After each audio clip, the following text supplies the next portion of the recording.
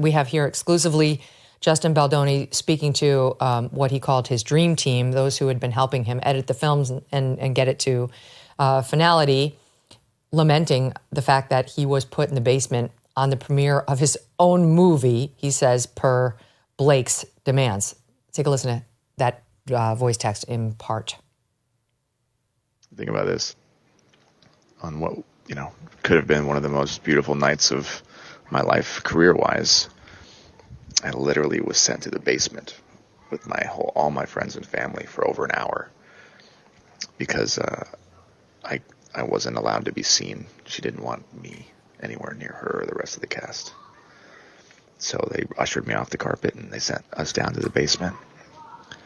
We were down there together, my friends and family, the people that love me the most, and we start laughing because of the ridiculousness of this whole thing. And I realized, on a night that was supposed to be so materialistically joyful, I was in the basement with the people that I love the most, and we were all joyful and laughing. Because none of that shit matters. None of it. That's not why we're in the business. That's not why the three of us are in this business, is to attend a premiere like that and be celebrated. We're in this business because we're artists. And we believe in what we do. And because we want to create art that touches people's hearts and souls and can move people. And that's what we did. That's what you both did. And I believe that will follow each of us, and that truth will prevail, and that light and love will win. So, Bryan, and by the way, that'll be posted on MegynKelly.com. But to those who say the reason she wanted him nowhere near her at the premiere is because he'd been sexually harassing her and then retaliating against her with a smear campaign in the press after the harassment, they say, so good. Who could blame her for wanting him in the basement? What say you? Let's break down what the sexual harassment is. I mean, we've just, been through the Me Too movement. We've heard all sorts of serious allegations of sexual harassment that are really meaningful to victims and really important and whatnot. Blake Lively, if she was sexually harassed to such a degree in this film and in this situation, she wouldn't have returned to the film. And they had sat down and they had talked about what her complaints were. The unfortunate thing is she actually didn't read the book and didn't understand what the book was about.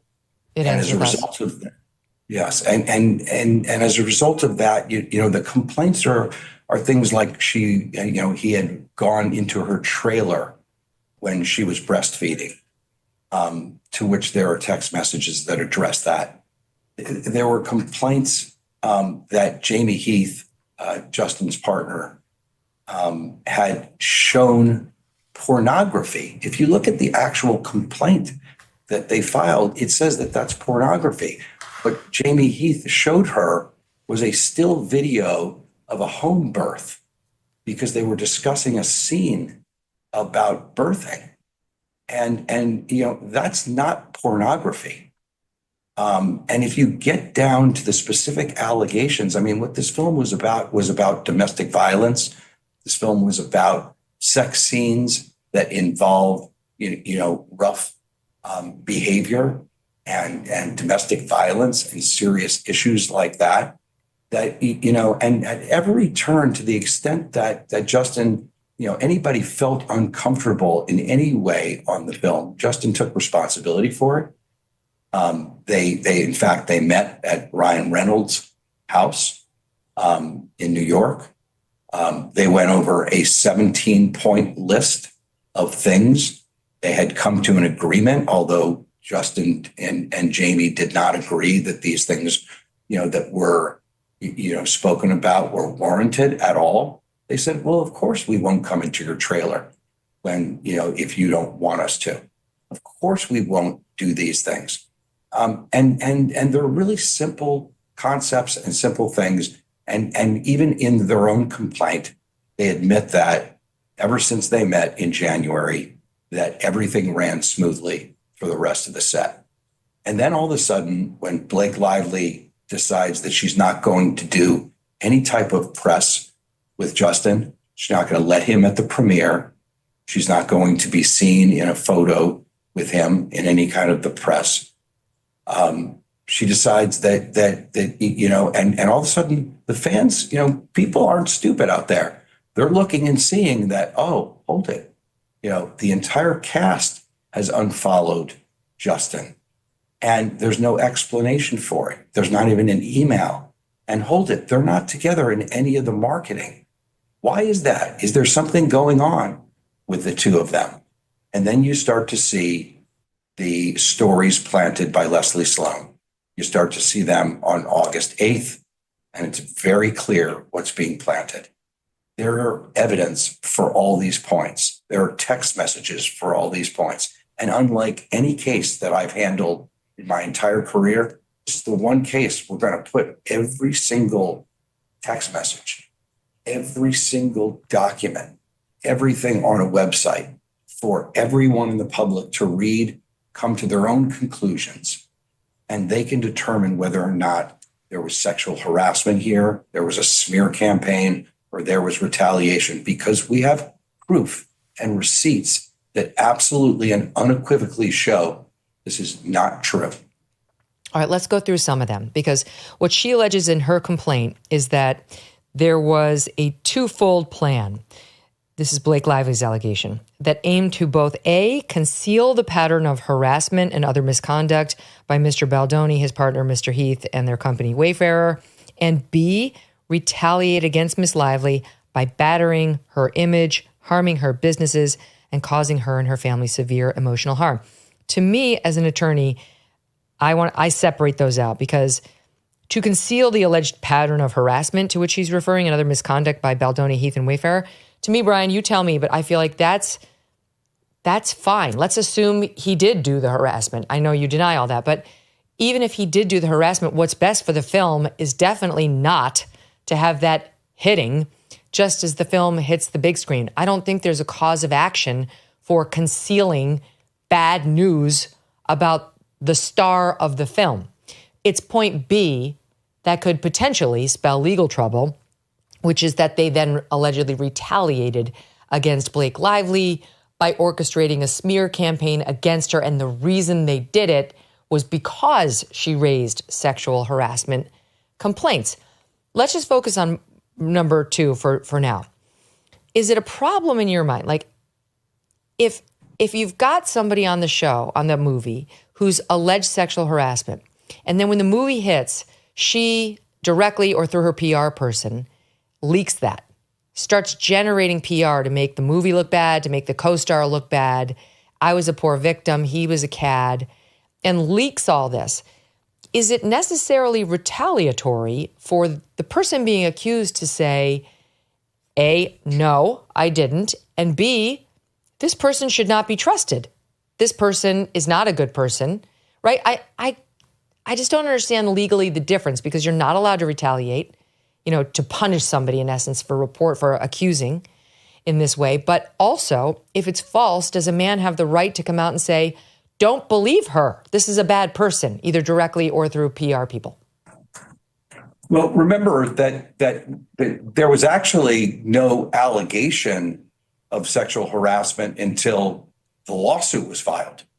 I mean, that's when the allegations of sexual harassment came up. They didn't come up before them.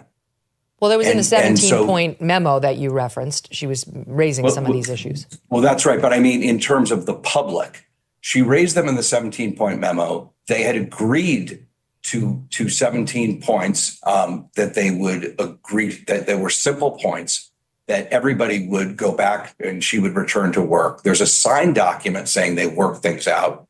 In the actual lawsuit itself, it says everything went fine from then on. So, and the question really is, why was Crisis PR brought in? Well, Crisis PR was brought in because there were negative stories about Justin that were being leaked to the media, not about sexual harassment. There were negative stories about Justin being brought in saying no one likes him. He's been a problem on set. Stories like that. And Crisis PR was brought in to say, this won't be good for the film. Crisis PR was also brought in because there were negative stories about Blake Lively, not that Justin created, but that existed out there. I mean, fans and media can be brutal. They go back through your history. They go back and look and say, what interviews have you given before? How have you treated people? How, are you promoting the film in a way where you're promoting your hair care products and in a way that's not true and genuine as far as domestic violence is concerned? They go back and they see those videos. They bring them out organically. That's not Justin doing that. That's not Justin's Crisis PR doing it. In fact, what he wants is a successful movie. He wants to protect the movie. And all through the text messages, you'll see over and over and over again, him saying, I don't want to hurt her. I want to protect her. Let's give her what she wants. Let's help her. That's what he's doing. Well, and I see a lot of Justin saying, we're not planting these stories, right? Like he's going to the PR team, seeing some of the bad PR against her, saying, this isn't us. And they're saying, no, this isn't us. There is an organic campaign unfolding against her. But there are very troubling texts between this crisis PR person, Melissa Nathan, and the regular PR person about what they'd like to do to Blake. And that's what's taken up most of the headlines. I have absolutely no use for PR people. I really can't stand them. I know they have a job to do, but just my own experience has been so negative that it's hard to think this is all defensible. But now that it's gone legal, you have to look at whether this is legal or actionable. Did you know that American homeowners nationwide have over $32 trillion in equity? And cyber criminals are targeting it with a growing scam the FBI calls house stealing. House alarms, doorbell cameras, deadbolts, dogs, they won't work against these thieves because they're not after your stuff, they're after your equity. If your title is not being monitored, scammers can transfer the title of your home into their name, then take out loans against it or even sell it behind your back. The best way to protect your equity is with Triple Lock Protection from Home Title Lock. Triple Lock Protection is 24/7 monitoring and, God forbid, if the worst happens, restoration services at no out-of-pocket cost to you. When was the last time you checked on your title? Likely never, right? And that's exactly what scammers are counting on. Make sure you're not already a victim, and you can get a free title history report as well as a 30-day free trial of Triple Lock Protection today by going to HometitleLock.com and using the promo code Megyn, or just click on the link in the description. That's HometitleLock.com, promo code Megyn, HometitleLock.com. Thanks so much for watching. If you like what you just saw, hit the subscribe button for more clips and full episodes.